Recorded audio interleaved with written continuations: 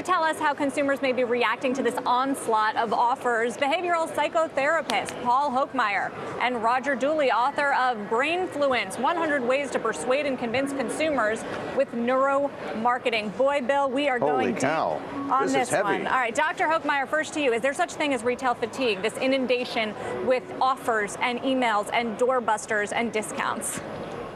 There absolutely is, and it's a function of the fact that our brain gets overwhelmed and overstimulated, and what happens is, in response to this overstimulation, the brain just shuts down and just keeps things out from coming into our consciousness. So, Roger, what do retailers have to do to overcome that? Neuromarketing, what is that? I'd like a broad definition of neuromarketing to include any use of our understanding of how the brain works to market better. I don't know that any one retailer can do a lot about the mailbox onslaught, but it's definitely a big factor.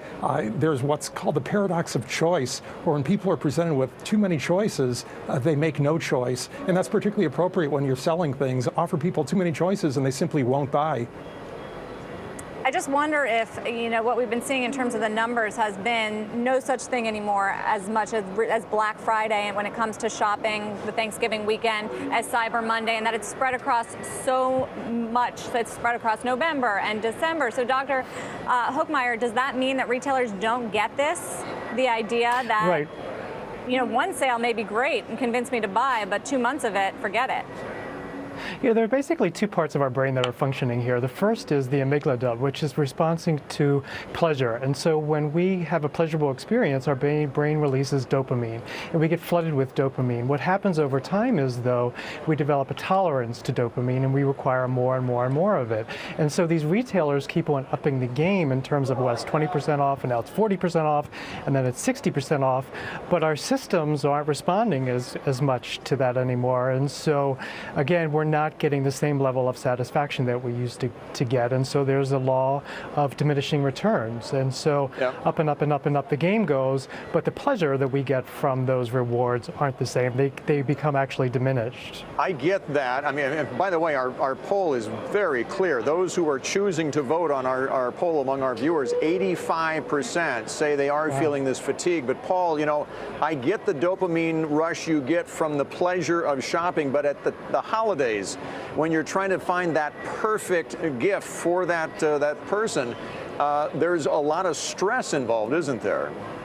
Absolutely, and that's when the front part of our brain kicks in, which is the prefrontal cortex, which helps us make logical decisions. And so even though we are saying, I'll get pleasure from this experience, the front part of our brain is saying, but it's really stressful, but it's very complicated, and it doesn't make any sense, and I'm flooded with all of these opportunities.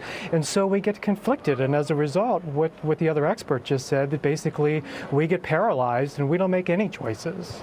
Roger, what do you make of the fact that more Americans are shifting their spending to online, and more online spending is shifting to mobile? How does that change the behavior and what they're actually buying? Well, I guess the shift to mobile is inevitable. Personally, I'm not that big of a fan because of the small interface, but it's very convenient. And now companies like Amazon are shipping so efficiently that the traditional long delay in gratification just isn't there. You can avoid the whole trip to the mall, and in 48 hours, your package will be on your doorstep. Roger, then does shopping lose its cachet then in that regard? I don't know that holiday shopping ever had much of a cachet.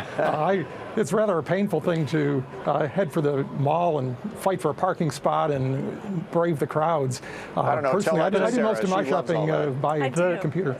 So you can psychoanalyze me, Paul. I like the experience. I don't like to shop online because for me, it's fun and I don't do it that often. Which part of her brain is working at that point? Well, but no, this is the gender difference, because women are relational and men are transactional. So women love the experience of going into a store and having the salesperson come up up to them, talk to them, and having the whole retail experience, where men are transactional. They just want to go online, they want to find the best deal possible, they want to click on that, get it in their shopping cart and have it sent. So what's the difference here is between genders, and I think that if we would look more closely at your poll, we would probably see that the males who are responding are different from how the females are responding. So I think it's a huge gender difference here. Yes, we have a very high male audience demographic on CNBC, and as we just closed the poll, 84% of them who voted are feeling retail fatigue right now. Roger, Paul, good to see you both. Thank you for joining us, and happy shopping. Thank you. Thank you, Bill. That was fascinating, the parts of your brain that are working. Neuromarketing. That was the first for us. I like that.